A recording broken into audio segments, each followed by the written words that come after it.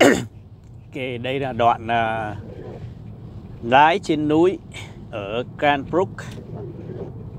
Từ Cranbrook về tới Alberta, Canada đó, đi qua núi này đó. Giờ vô qua cái núi này chút.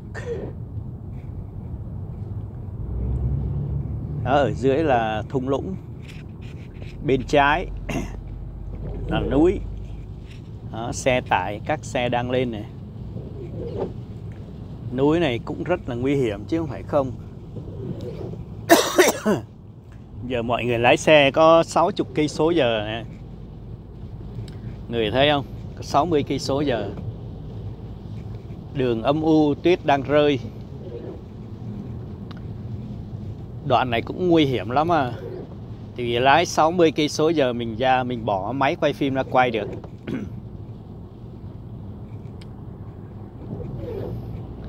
Trời nó rơi tuyết mù mịt luôn. Những ai mà kinh nghiệm lái xe đó mùa đông ở Canada qua từ tỉnh Alberta qua bên BC, British Columbia là phải leo núi nhiều. Cho nên là phải có kinh nghiệm lái xe nhiều lắm. Sẩy tay một cái, đường trơn là xuống hố luôn. Xuống cái valley á, cái vực thẳm luôn là không ai cứu được. Chỉ có máy bay nó tới nó cứu chứ không ai mà cứu nổi. Đó. Bà con thấy chưa? Đường này toàn là tuyết, núi. Hôm nay xui á, mấy ngày nay bị tuyết, bão tuyết. Thì đi làm á, cần việc làm thì phải qua làm thôi. Có mấy đứa bên tỉnh BC nó nghỉ, nó quit thì công ty phải qua help. Chứ đâu đứa nào muốn đi đâu. Cứ mỗi tuần tích hơn, mỗi đứa đi mấy ngày về, cứ mấy ngày thì về. Chứ đâu ai làm nguyên cả tuần, 2 tuần liền đâu. Cứ đi khoảng 3 ngày về, 3 ngày thì về.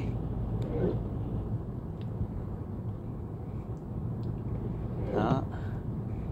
Cái này chỉ ở trong phim mới thấy cái này, nhưng mà cái này là real, cái này là real movie. Real road, real snow, real storm. Đó, xe cứ chạy vậy thôi.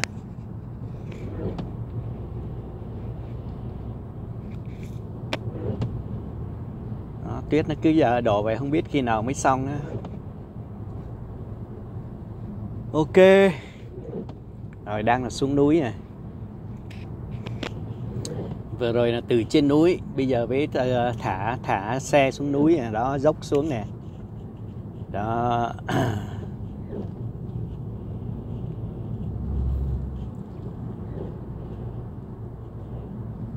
Đúng là đằng xa không nhìn thấy một cái gì hết.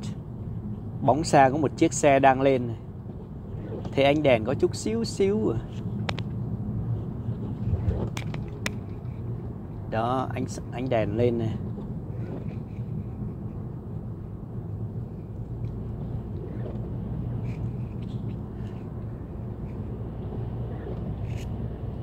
Ok, bye bye Snow.